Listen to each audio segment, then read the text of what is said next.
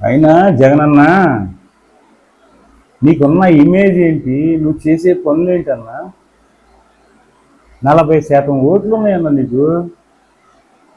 Cheap ట్రిక్లు ఎందుకు మనకి? 2019 ముందు ఎలా ఉండేవాళ్ళు మనం? మన పార్టీ పరిస్థితి ఏంటి? ఓ విధంగా చూసుకుంటే రాజశేఖర రెడ్డి గారికి ఉన్న క్రేజ్ కన్నా నీ క్రేజ్ ఎక్కువ అనిపించింది. ఇప్పుడు సోషల్ మీడియాలో ఐటెంలా తయారైపోయావు. మరీ దారుణం అన్న. నాకైతే బాధ వేస్తుంది. అంతటికీ కారణం ఎవరో, నువ్వు చేసుకున్న తప్పే. 2019కి ముందు హీరోలో తిరిగావు, ఈరోజు జీరోలే మారావు. 2019కి ముందు పటిష్టమైన నాయకత్వం ఉండేది.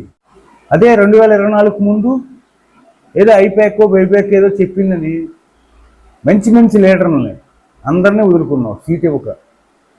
నువ్వు గెలవన్నా ఒక నాయకుడికి తరాలుగా వాళ్ళు రాజకీయాలు చేస్తున్న వాళ్ళు పబ్లిక్గా ముఖం మీద నువ్వు గెలవన్నా నీకు సీట్ ఇవ్వను అంటే వాళ్ళు హర్ట్ అవుతారా లేదా? పైగా 3 రాజధానులు అని చెప్పి ప్లేట్ ఫిరాయించి నువ్వే చేస్తున్నావు. ఇవన్నీ ఎవరైనా చెప్తున్నారా నీకు? సరే ఓడిపోయాం, ఓడిపోయిన తర్వాతైనా మారాలి కదా, కన్స్ట్రక్టివ్గా నిలబడాలి కదా. నా స్టాండ్ 3 రాజధానులే, నేను 3 ఏరియాలు డెవలప్ చేయాలి అనుకుంటున్నాను అని చెప్పి నిలబడి ఉంటే బాగుండేది.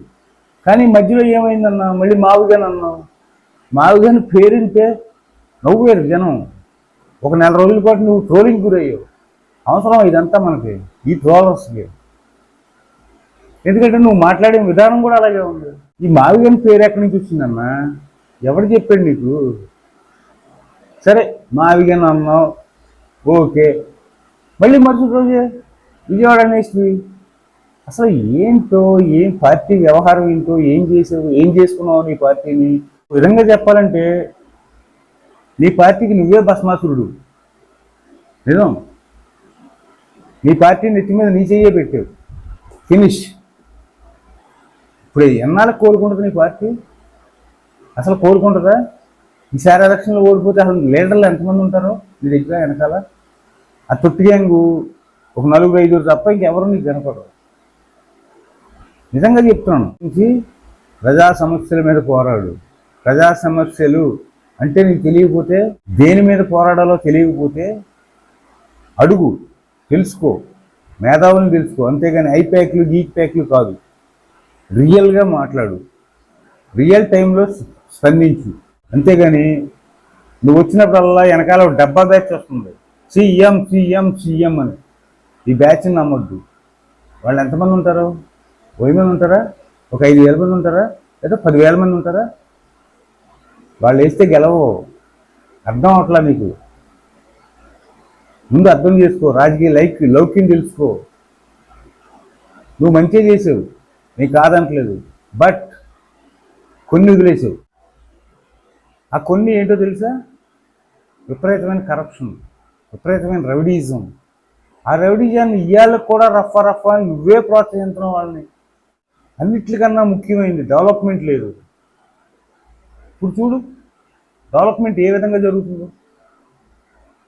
నాకు తెలిసి ఈ డెవలప్మెంట్ ఇలాగే జరిగితే ఇంకొక 5 ఏళ్ళు వాళ్లే ఉంటే స్టేట్ ఇండియాలో నెంబర్ 1 అయిపోతుంది. నిజంగా చెప్తున్నాను. పేరంతా నీకు రావాల్సింది కదా. అమరావతి ఒప్పుకున్నావు. ఒప్పుకున్న తర్వాత అదే కంటిన్యూ చేసి నా ఇల్లు అమరావతిలోనే కట్టుకున్నాను అన్నావు. జనం నమ్మారు, పిచ్చి మహారాజు ఓటేసారు. నువ్వేం చేసావు? సరే బోర్డు తిప్పేసావు, అమరావతిని కమరావతి అది ఇది అన్నావు, ఓకే. కానీ నువ్వు రాంగ్ స్టెప్ వేసింది అక్కడే. ఫస్ట్ స్టెప్ నీది అదే రాంగ్ స్టెప్. నిజంగా చిత్తశుద్ధితో అమరావతికి ఎంతో కొంత డబ్బు ఖర్చు పెట్టి కనీసం వాళ్ళ పాతవి కట్టిన అయినా పూర్తి చేసి ఉంటే ఈరోజు నువ్వు ఖచ్చితంగా ఓడిపో. ఎందుకంటే నువ్వు ఇచ్చిన సంక్షేమం నేను నిలబెట్టేది, ఈ అమరావతి నిలబెట్టేది. పర్సనల్ గ్రిడ్జ్ ఉండకూడదు. ఇప్పుడు ప్రతీకారం, పగ ఇవన్నీ ఉన్నవాడు దహించిపోతాడు. బయటోడు ఎవడో దహించక్కల్లా, మనలో మనమే దహించిపోతాం. ఈ పగ మానేసి రాజకీయంగా ఆలోచించు, జనం కోసం ఆలోచించు. అప్పుడు నువ్వు ఏదన్నా అవకాశం ఉంటుంది. అంతేగాని ఈ రామణల్ని, వీళ్ళని, వాళ్ళని తిట్టించి, పవన్ గారిని తిట్టించి లేదంటే చంద్రబాబుని తెచ్చి లోకేష్ని తెచ్చి నీకు ఎవరు అడ్డొస్తే వాళ్ళని, ఒకవేళ వాళ్ళు ఎవరన్నా పొగిడితే పొరపాటుని, కానీ వాళ్ళని ఎవరన్నా పొగిడితే వాళ్ళని కూడా తిప్పించి, ఏంది రాజకీయం? తప్పు కదా. రజనీకాంత్ గారు ఏం చేశాడు? నిన్ను గుర్తొస్తుందా నీకు? నువ్వు సీఎం, రజనీకాంత్ వచ్చి ఇక్కడ అన్నగారు మీటింగ్కి వస్తే ఆయన పొగిడితే చంద్రబాబుని, రజనీకాంత్ ఇది నా నోటితో చెప్పుకోవాలి, పేటీఎం మినిస్టర్ కావాలి ఆయనకి కంటిన్యూషన్. కొడాలి నాని మావోడే, చౌదరియే. ఇలాంటి వేస్ట్ బ్యాటింగ్ పెట్టుకుని కదా నాశనం అయిపోతా ఈ పార్టీ. ఆలోచించుకుని సరైన మార్గంలో నడు. ఇదే నా సలహా.